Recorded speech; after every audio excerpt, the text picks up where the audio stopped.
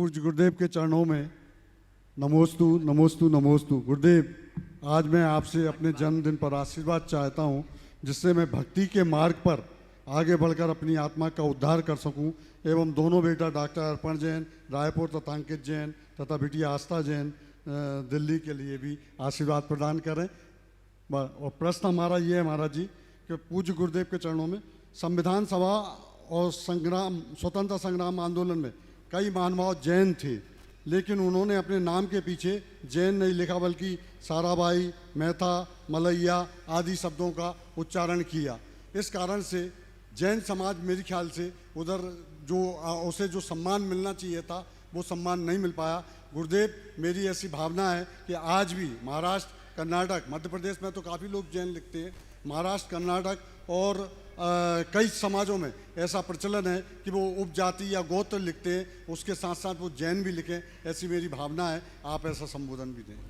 देखिए, जैन लिखने का प्रस्ताव अच्छा है, लिखो, पर मेरा कहना है नाम से जैन हो या ना हो, तुम्हारे काम से जैन होने की पहचान होनी चाहिए। जैन होने का कई जगह फायदा भी है तो कई जगह नुकसान भी है। ध्यान से सुनना, जैन होने का फायदा भी है और कई जगह नुकसान भी है।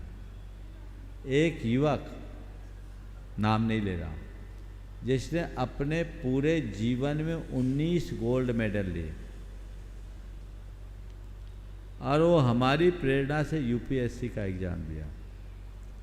3 अटेम्प्ट में तीनों बार इंटरव्यू तक गया, तीनों बार उसका सिलेक्शन हुआ, पर तीनों बार उसको इंटरव्यू में 60 से 70 नंबर के बीच मिले। वो इंडियन रेलवे सर्विस में आ पाया, आईएएस नहीं बन पाया। चौथी बार उसने फिर किया ही नहीं। उससे जब बात की तो बोले, महाराज, जब मैं इंटरव्यू देने जाता था तो मेरे नाम के आगे ये जैन लिखा होता था ना, तो उसी में उनका दिमाग घूम जाता था। और मुझे ऐसा लगता है कि मेरे इंटरव्यू में जानबूझकर मुझे मार्क्स कम दिए, तो मुझे लगा काश मैं जैन न लिखकर दूसरा सरनेम लिखता तो बच जाता। मुझे उसकी बात बड़ी तार्किक लगी।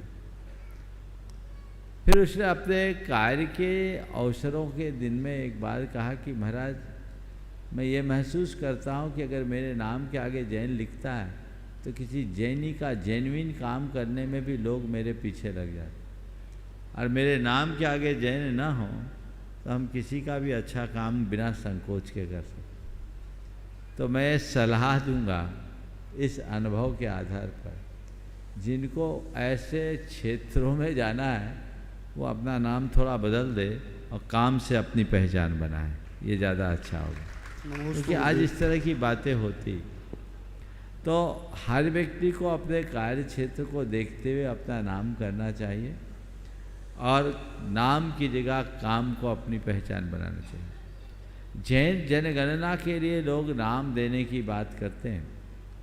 धीरज जैन यहाँ उपस्थित है, थोड़ा खड़े हो जाओ।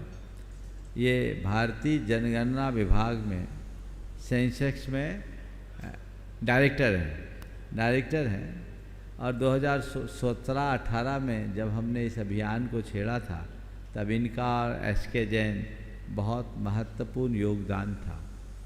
ये एक बड़ी भ्रांति है कि नाम के आगे जैन लिख लेने से आपकी जनगणना सही होगी, ऐसा नहीं। नाम के आगे जैन लिख भी दोगे और धर्म के कॉलम में 1 नंबर में टिक लगाओगे तो आपकी जैन में गिनती नहीं होगी। आपकी जैन में गिनती तभी होगी जब आप 6 नंबर पे टिक लगाओगे। कितने नंबर पर? कॉलम 6 पे। तो ये आप नाम में जैन लगाओ या न लगाओ, कॉलम नंबर 6 में आपका टिक होना चाहिए, जो जैन धर्म का कॉलम। अब तो फिर से जनगणना की शुरुआत हो रही है। हम सबको चाहिए कि उसकी ठीक कार्य योजना बनाकर आगे बढ़ाएं। अब तो कुछ सरकार को ऐप के माध्यम से कर रही है, मैं अभी धीरज से बात करूंगा और फिर आप लोगों को बताऊंगा। शायद इसी साल चालू होना है ना, तो जो भी हो इस मंच से आप सबको सूचना दी जाएगी। और सभी से मैं कहूँगा जो लोग व्हाट्सएप और अन्य माध्यमों से जनगणना के लिए जागरूकता का अभियान छेड़ते हैं, वे पहले सारे गाइडलाइन को समझे, उसके अनुरूप ही काम करे और एक दिशा निर्देश में चले, तब हम सही परिणाम को प्राप्त कर सकें।